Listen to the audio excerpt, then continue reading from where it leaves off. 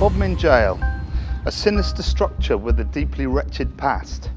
Tales of apparitions, disembodied voices, and even physical attacks paint a dark portrait that suggests that past inmates may still reside here today.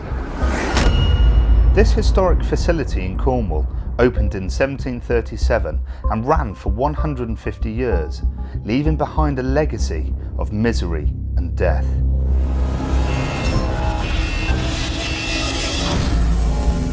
Dr. Ian Cooper, a local historian and consultant to Encounters, recounts the location's dark history. I don't know about you, Jason, but I'm feeling particularly claustrophobic in here right now.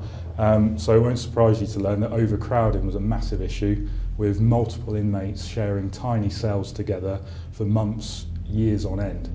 So I would imagine that sickness would have been quite an issue here. Yeah, sure thing. Sickness, so dysentery, cholera, conditions that we kind of take for granted aren't an issue nowadays in this country. They're more of a global issue elsewhere in the world. We're a real and present danger right here in Cornwall. It's an interesting point to note that a lot of inmates that were incarcerated awaiting hanging, an execution, never made it. They died before they were actually punished for their crime. By 1820, 1830, things, in terms of overcrowding was starting to taper off. But that's not to say that conditions were any better.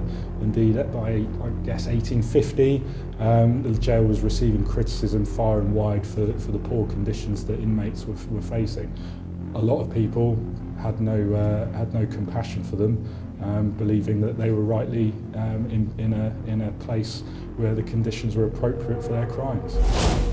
Not all inmates were regarded with such disdain, however. In fact, quite the opposite for one in particular. In the 19th century, a woman named Anne Jeffreys became incarcerated at Bodmin Jail. In a period of strong Christian following, she found herself famous for being able to heal people with a single touch. Throughout its history, the jail housed a number of high-profile inmates, including Selina Wadge, one of only 4 women to be executed here in 1878 for drowning her young illegitimate son in a well. At the time, executions were seen as a form of entertainment, and large crowds were not uncommon. Perhaps the most well-attended execution was for arguably the jail's most infamous convict. In 1844, Matthew Weeks, who was just 23 years of age, graced the hangman's stage here at Bodmin Jail for the murder of Charlotte Diamond. Her body was found at the base of Routor, her throat cut wide open from ear to ear.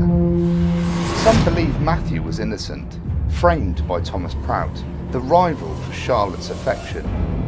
Whatever truly happened that day, Weeks will always be known as the killer. Mark Ramblin, Bodmin Jail's very own paranormal expert, gives us some insight into what makes this location especially prevalent with supernatural phenomena. The building itself, roughly 310 feet high, it's built over 20,000 tonnes of this granite containing quartz and silicas. It's an energy source in itself. It's located over the top of a ley line which runs right through the county here. So I like to think of this place as a big aerial for that kind of activity.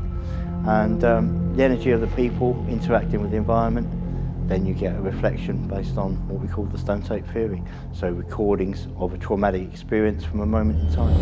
Do these thick granite walls harbour the traumatised memories of those whose lives were once at the mercy of a more brutal justice system? Next on Encounters. You see things, feel things, hear and smell things, that there really is sort of no rational explanation for this side of life. I am going to be hanged.